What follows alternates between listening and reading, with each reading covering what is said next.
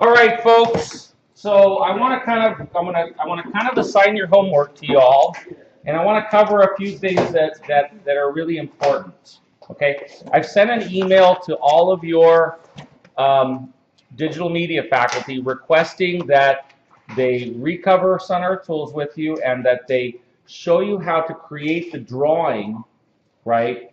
The sectional drawing of your cube in 2 dimensions in either Rhino or an AutoCAD.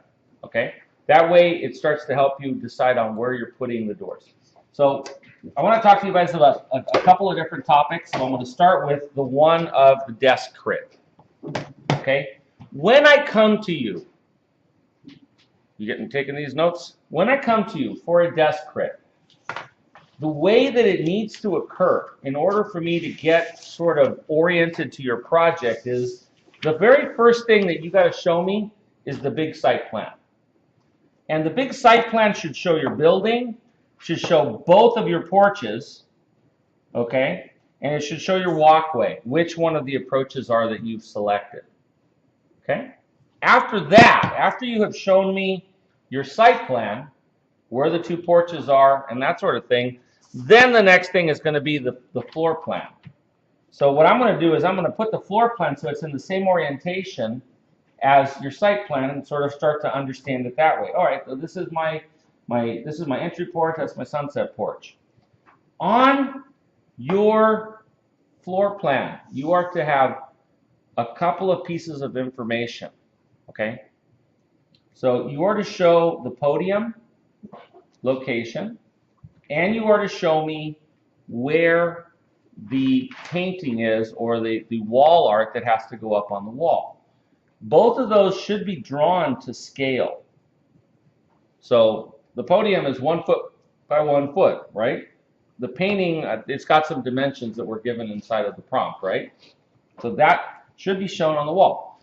One of the things that some people seem to be a little mixed up on is that the painting has to be on the east wall, because the sun sets to the west, and you're going to have a window that allows the sunlight to come through and illuminate it.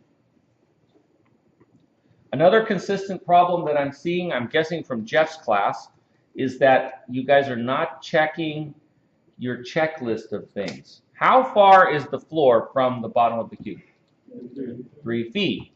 So, but in Jeff's class, for some reasons, a lot of you guys have it at 4 feet. Has to be 3 feet. That's a given. Okay? That brings up kind of another topic, right? Which is the reason I had you guys create that checklist is so that you would become aware of all these things, right? And that you would kind of take care of putting that stuff into your design prompt.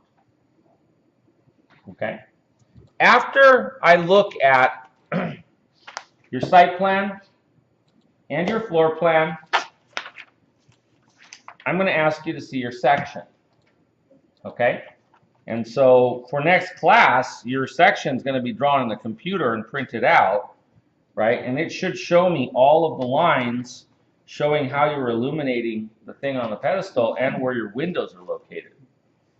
Once I've seen those drawings, then I go to your 3-dimensional object and I correlate it. I basically set it so that it's sitting in the same orientation as the plan and stuff, and I start to understand it from what I've just seen in all of this to 3 dimensions. Okay? Does that make sense? Is there any questions about that? No? Now, one of the things that I think people were confused about was that when you create your first spatial subtraction and your second spatial subtraction for the porches, that any additional spatial subtractions will connect to one or the other, okay? They shouldn't be out sort of floating by themselves. They should kind of create an overall system, okay, of subtractions that are kind of linked. The front ones and the back ones do not have to tie together. They can if you want, but they don't have to. But for the sunset porch and for the entry porch, you're supposed to have a minimum of 1-2 cuts, right? So in this particular case, this young lady did 1 up, then 1 back, and then she did another 1 sideways. So you're between 3 and 5 is the minimum. One other thing that I'm noticing is be careful about removing something all the way around your box on the bottom. Because if you do that, the box is going to get really weak. So you should kind of, if you're going to do counters or you're going to do benches, take them to a portion of it.